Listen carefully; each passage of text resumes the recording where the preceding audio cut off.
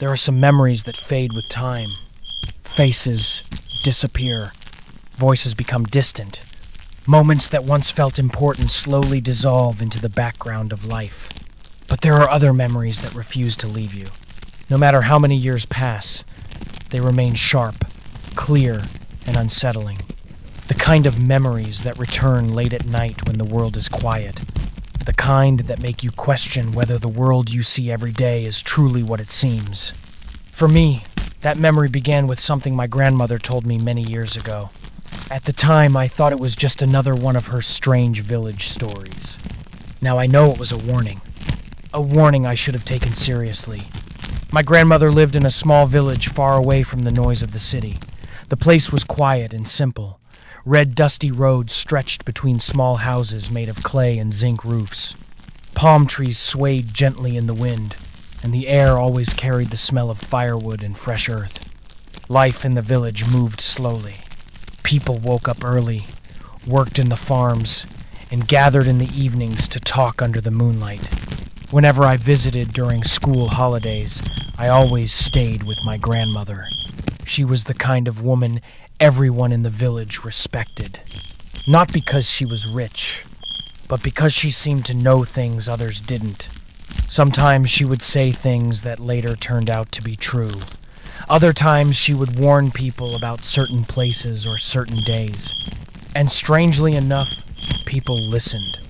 I never took those things seriously. To me, she was simply an old woman who loved telling mysterious stories. But one evening changed everything. I remember that night very clearly. The sun had already disappeared behind the tall trees, and the village was slowly becoming quiet. The only sounds were crickets singing in the bushes, and the distant laughter of children playing somewhere down the road. My grandmother and I were sitting outside her house beside a small cooking fire. She was roasting corn. The orange glow from the fire reflected in her eyes as she slowly turned the corn over the flames. For a long time, neither of us spoke. Then suddenly she asked me a strange question. "Have you ever noticed people's feet in the market?" I laughed. Grandma, who looks at people's feet? She didn't laugh with me. Instead, she kept staring at the fire. Then she said something that immediately made the air feel colder. "Next time you go to a crowded market, bend down and look carefully." I frowned. "Look at what?" She turned toward me slowly, and the seriousness in her eyes made my smile disappear. "Their feet," she said quietly. I rolled my eyes. Why would I do that? For a moment she didn't answer. Then she leaned closer to me and spoke in a voice that was barely louder than a whisper. "Because some of them are not touching the ground." I burst out laughing. "Grandma, that doesn't even make sense." But she didn't smile. Instead, she grabbed my wrist firmly. Her grip was surprisingly strong for someone her age. Then she said something I will never forget. "Not everyone you see in the market belongs to the world of the living." The fire cracked loudly between us. For the first time that evening, I felt uncomfortable. I tried to laugh again, but the sound didn't come out the same way. "Grandma, are you trying to scare me?" She released my wrist slowly. Then she leaned back and stared into the darkness beyond the trees. "No," she said. "I am trying to warn you." The wind suddenly moved through the palm trees, making their leaves whisper softly. I stared at her, unsure whether she was serious. "Warn me about what?" She did not answer immediately. Instead, she pointed toward the road that led to the village market. That road disappeared into the darkness, barely visible under the moonlight. "When many people gather in one place," she said slowly, "other things sometimes gather there too." A cold feeling crept down my spine. "What kind of things?" She looked back at me, and for a moment her expression changed in a way I had never seen before. It was not fear, but it was close. The kind that look exactly like us. Silence filled the air between us. Then she added something that made the night feel even heavier. "If you ever notice them, do not stare." I swallowed nervously. "Why?" She looked at me carefully, And then she said the one sentence that stayed with me for years. Because the moment they realize you can see them, she paused. The fire popped loudly again. They will start watching you too. At that moment, I wished she would laugh and say she was joking, but she never did. Instead, she returned to roasting her corn as if nothing had happened. And after a while, I convinced myself it was just another strange village story. Eventually, I forgot about that conversation. Or at least, I thought I had. Until many years later, the day I visited a crowded market in the city, the day I bent down to tie my shoelace, and accidentally discovered something that made my grandmother's warning feel far more real than I ever wanted it to be. Because the moment I looked at the ground, I saw something that should not have been possible. And once I saw it, I realized something terrifying. My grandmother had been telling the truth all along. For many years after that night with my grandmother, life moved on as if nothing had happened. Her strange warning slowly faded into the background of my memory, like a dream you remember faintly but can never fully explain. School finished. I moved to the city. Work began. The quiet village life I once knew was replaced by traffic, crowded streets, loud generators, and the constant rush of people trying to survive another day. In the city, nobody had time to think about mysterious warnings from old grandmothers. Life was too busy, too fast, too loud. But even though I had left the village behind, one thing about city life fascinated me more than anything else. The markets. If you've ever visited a truly busy market, you will understand what I mean. Markets in the city are not just places where people buy food or clothes. They are living organisms, always moving, always noisy, always full of surprises.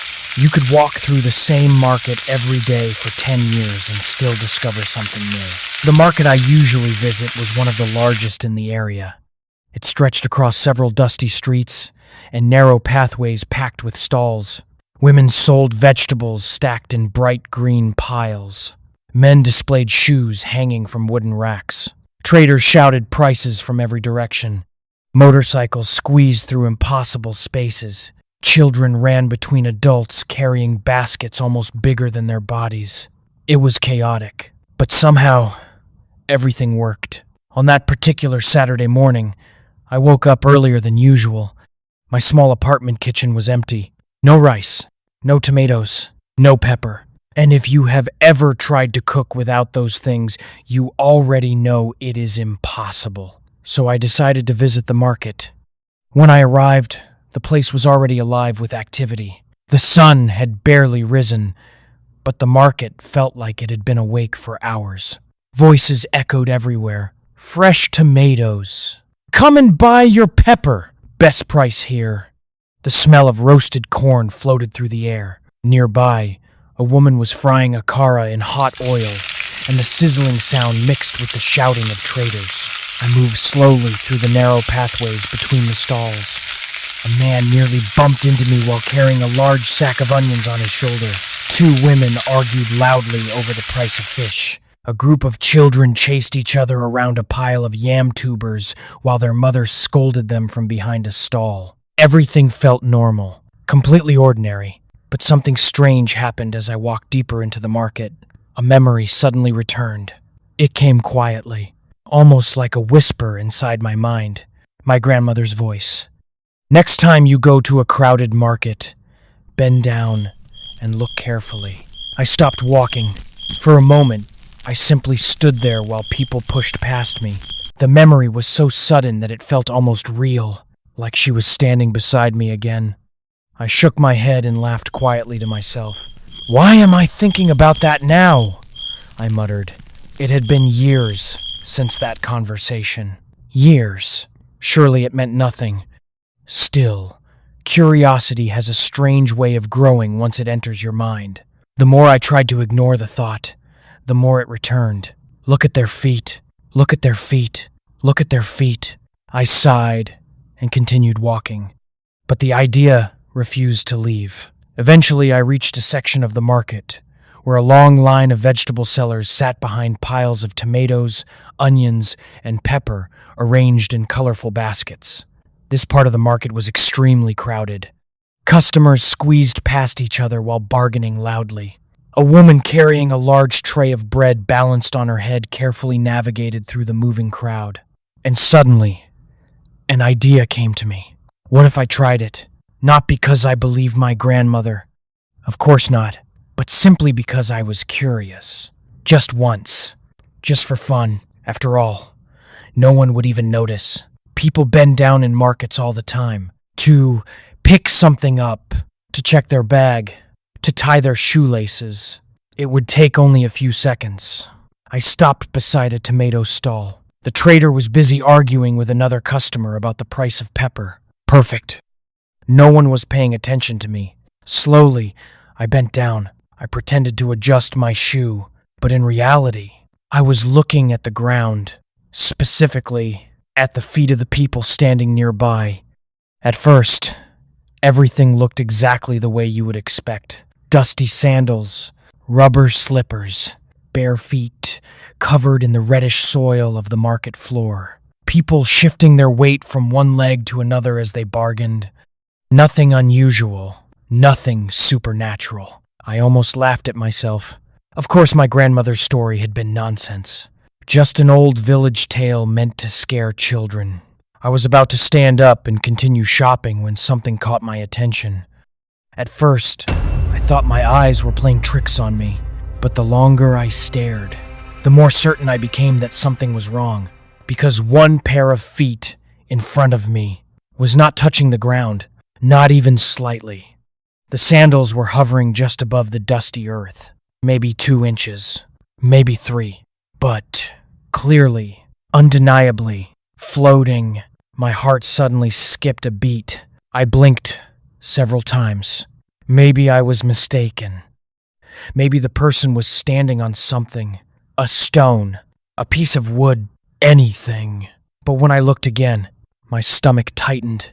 There was nothing under those feet. Nothing at all. And that was the exact moment I realized something terrifying. My grandmother had not been telling a story. She had been telling the truth. But what frightened me even more was the thought that followed immediately after. If one person in this crowded market was floating, how many others were too? For a few seconds, I remained bent over exactly the way I was. My fingers were still holding my shoelace, pretending to tighten it, but my attention was completely fixed on the pair of sandals floating in front of me. At first, I convinced myself that I must have made a mistake. Maybe the angle I was standing at was wrong. Maybe the person was standing on a stone buried in the dust. Maybe the ground was uneven. There had to be a normal explanation. There always is. Slowly, I lifted my head just enough to see the person attached to those feet. It was a woman. She looked completely ordinary. She wore a bright, patterned wrapper tied around her waist and a yellow blouse that had faded slightly from many washes. A black scarf was wrapped around her head, and she held a small basket filled with fresh peppers. There was nothing strange about her appearance. Nothing that would make anyone suspicious. She was doing exactly what everyone else in the market was doing. Arguing, "Madam, this pepper is too expensive," she said loudly to the seller in front of her. The vegetable seller rolled her eyes. "If you don't want it, leave it. Another customer will buy it." The woman shook her head and began picking through the peppers one by one. Everything about the situation looked normal, except for one thing. Her feet were still not touching the ground. I stared harder. The sandals hovered just slightly above the dusty earth. They weren't moving up or down. They weren't shifting. They simply remained suspended. Perfectly still. A strange, cold feeling crept into my stomach. My grandmother's voice echoed faintly in my mind. "Some of them are not touching the ground." I swallowed slowly. Maybe I needed to check again. Maybe it was just this one person. So without standing up completely, I turned my head slightly and looked at another pair of feet nearby. An old man wearing worn-out slippers stood beside a stall selling onions. His feet were firmly planted on the ground. Normal. I let out a quiet breath of relief. Then I checked another person. A young boy holding a bag of oranges. His bare feet were dusty and clearly touching the earth. Normal again. For a moment, I felt embarrassed. Maybe I had imagined it. Maybe my eyes were simply tired. But something inside me pushed me to look one more time. I slowly turned my head back toward the woman with the basket of peppers. And the moment I looked again, my heart began beating faster. Her feet were still floating, exactly the same way, exactly the same distance from the ground. 2 inches, maybe 3, but definitely not touching the earth. A sudden wave of uneasiness washed over me. My grandmother's story was no longer funny. It was no longer a strange memory. It was happening right in front of me. But what frightened me even more was the possibility that this might not be the only one. Carefully, I began observing more feet around me. A man carrying a sack of rice walked past.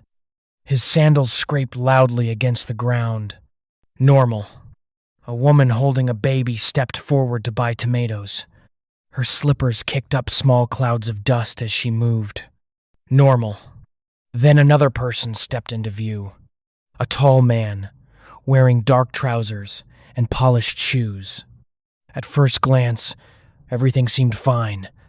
But when I looked closer, my chest tightened. His shoes were not touching the ground either. They were hovering, just like the woman's sandals. My throat suddenly felt dry. I blinked several times, hoping the image would change. But it didn't. The man shifted his weight slightly while waiting to buy vegetables. Yet his shoes never touched the ground. Not once. I quickly looked away, pretending to adjust my shoelace again. My heart was now beating so loudly that I was afraid someone might hear it. This couldn't be real. 2 people? Floating? In the same market? That was impossible. Unless my grandmother had been right all along. Slowly, I forced myself to look at another pair of feet. This time it was a young girl standing beside her mother. Her small sandals were firmly touching the earth. Normal. I checked another person. Normal. Another. Normal. For a moment, relief began to creep back into my chest. Maybe it was only those 2 people. Maybe there was still a logical explanation. But then something happened that completely destroyed that hope. A man walked past me, carrying a large basket of dried fish on his head. As he stepped into my line of sight, I glanced down automatically. And the moment I did, my stomach dropped. His feet were floating too, not touching the ground, not even slightly. 3. There were now 3 of them. 3 people in this crowded market whose feet did not touch the earth. And suddenly, a terrible thought entered my mind. What if there were more? What if these 3 were only the ones I had noticed so far? Slowly, carefully, I began looking around the market again. Not at faces, not at the goods being sold, but at the ground, at the feet of everyone passing by. And the longer I looked, the colder my body became, because the deeper my eyes searched the crowded market floor, the more floating feet I began to see. At first one, then another, until a horrifying realization began to form inside my mind. This market was not just full of ordinary people. Somewhere among the shouting traders, the laughing customers, and the endless movement of feet across the dusty ground, there were others walking among us. Others who looked completely human, but were clearly not. And the worst part was something I realized only seconds later. I had been staring at them for far too long, which meant there was a chance, a very dangerous chance, that one of them might notice me looking. There is a moment when curiosity turns into fear. It is a very thin line. At first, you want to know more, but the moment you begin to understand what you are seeing, you wish you had never looked at all. That was exactly the moment I had entered. I was still bent slightly, pretending to adjust my shoelace, but now my eyes were moving slowly across the ground in front of me. Feet, sandals, shoes, slippers, dust. That was all I should have been seeing. But now my eyes had begun to notice something else. Floating feet. Once you see something unusual, it becomes impossible to ignore it. And the more I looked, the more I saw. A man standing beside a yam stall scratched his beard while speaking to the seller. His old rubber slippers were firmly touching the ground. Normal. But beside him stood a woman wearing long black sandals. She carried a small plastic basket filled with tomatoes. And just like the others I had noticed earlier, her feet were hovering slightly above the dusty market floor, floating 2 inches above the ground. My heart beat faster. I forced myself to check someone else. A teenager holding a bag of rice. Normal. Another man wearing blue jeans and brown sandals. Normal. Then a tall woman wearing a green wrapper stepped forward. Her feet were floating too, 3 inches above the ground. I felt a cold wave move down my spine. My grandmother's warning echoed louder in my mind now. Some of them are not touching the ground. I swallowed hard. How many were there? Slowly, I scanned the crowd again. A man carrying dried fish. Floating. A woman with a baby tied to her back. Normal. A boy running past with a tray of bread. Normal. Another trader arranging onions in a basket. Floating. I felt dizzy. This couldn't be real. The market was full of people. Hundreds of them. Maybe even thousands. But now that I knew what to look for, I was beginning to see something terrifying. They were mixed among the normal people, perfectly blended into the crowd. You could stand beside one of them and never realize anything was wrong. Unless you looked at their feet. Suddenly I realized something else. The floating ones never seemed to rush. Normal people moved quickly in the market. They hurried. They argued. They bumped into each other. But the floating ones moved differently. Calmer. Slower. Almost like they were gliding through the crowd. My stomach tightened. Had they always been there?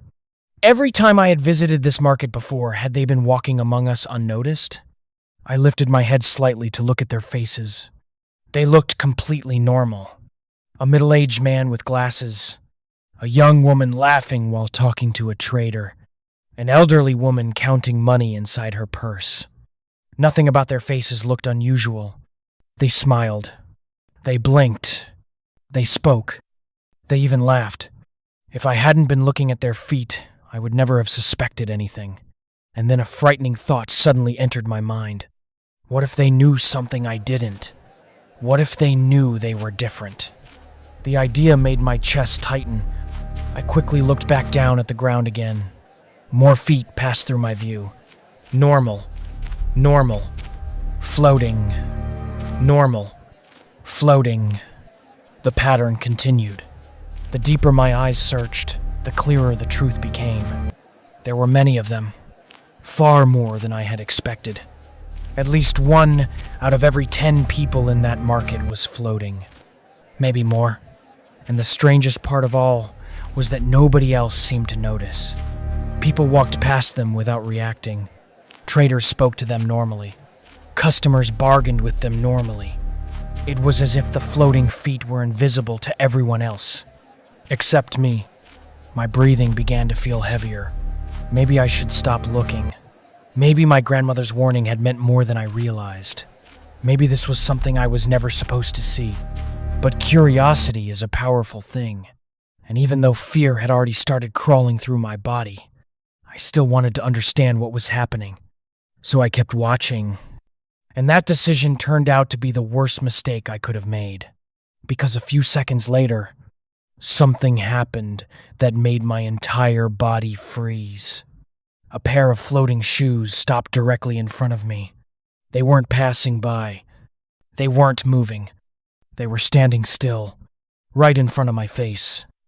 Slowly, very slowly, I lifted my head, and the moment I did, my heart nearly stopped. The man attached to those floating shoes was staring directly at me. Not casually, not curiously, but with a strange, deep focus, as if he had been watching me for a while. as if he knew exactly what I had been doing. My chest tightened. Had he noticed me looking at his feet? For a moment, neither of us moved. The noise of the market continued around us. People shouting, children laughing, traders arguing about prices. But in that moment, it felt like everything had gone silent. The man's eyes remained locked on mine. Then slowly, very slowly, he tilted his head to the side, and something about that small movement made my stomach twist. Because it didn't look like confusion. It looked like recognition, as if he had just realized something about me. Something important. Something dangerous. Then he did something that made my fear grow even stronger. Without breaking eye contact with me, he leaned slightly toward the woman standing beside him, a woman whose feet were also floating, and he whispered something in her ear. The woman turned her head and looked directly at me. My heart pounded harder, because the expression on her face was not surprise. It was not curiosity. We've come to the end of episode 1. Thank you so much for watching. But this is only the beginning. Because what happened after that moment, when they realized he could see them, was far more terrifying than anything you can imagine. In episode 2, everything changes. If you enjoyed this story, don't forget to like, subscribe, and turn on notifications so you don't miss what comes next. And before you go, tell me in the comment, would you have looked at their feet? I'll see you in episode 2.